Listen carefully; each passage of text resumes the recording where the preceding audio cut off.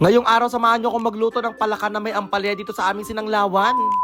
Grabe, tagulan na naman mga bes. Pinagtutok manan na kung kunada. Kaya naman mga bes, naisipan kong magluto ng palaka na may ampalaya para ibenta dito sa aming sinanglawan. Napakadami kasi nagre-request sa akin mga bes na magbenta rin daw ako ng mga kakaibang putaya araw-araw na pwede nilang dayuhin dito sa aming sinanglawan sa Kuya Po. At dahil nga season ngayon ng palaka yung naisip kong lutuin ngayon at ibenta. Bali, konti lang pala yung niluto ko ngayon mga bes kasi baka mamaya pag dinamihan ko hindi pala maubos. Charis. O diba araw-araw meron tayong mga iba't ibang putaya na niluluto. Mayroon na naman kayo mga bagong dahilan para dumayo sa amin. Bali, si mama ko pala nagtuturo sa akin na magluto dyan mga bes kasi sa totoo lang hindi naman talaga ako marunong magluto. Ito na pala yung part mga bes na nilagay ko na yung palaka. Napakaunti lang na ito mga bes pero grabe, 300 pesos na yan. Hindi ko alam kung paano ko palalabasin yung kita ko dito mga bes kasi sa totoo lang sobrang mahal pala ng palaka. Bale, patis pala yung ginamit ko dito mga bes na pampaalat. Ito na rin yung part na nilagay ko yung paminta. Tapos igigisa mo pa yun ng konti mga bes hanggat sa pwede ng takpan. Nilagyan ko pa rin pala ng tubig yan kaso hindi ko na na-videohan. Grabe, ang bango, amoy pa lang talaga, sobrang nakakatakam na. Nilagyan ko na rin pala yun ng sili nung pwede na. At nung luto na rin yung sili mga bes, sinunod ko namang ilagay dyan yung dahon ng ampalaya. Alam niyo ba mga bes, sa paborito ko yung ampalaya at paborito din ako ng ampalaya. Paalala mga bes, yung ampalaya ay kinakain hindi inuugali. Hey, shoutout sa mga bitter kong kilala dyan, Chares. Kamusta mga bitter na mga bashers? Kaya pa mga bes, Chares. Luto na nga yung ating palaka na may ampalaya. Kung gusto nyo itong matikman mga bes, makipag-unahan na lang kayo. Ibebenta ko to sa aming sinanglawan. Araw-araw magluluto tayo ng mga kakaibang putahe na pwede nating ibenta dito sa aming kainan. Abangan nyo bukas dahil magluluto naman tayo ng adobong daga. Let's go!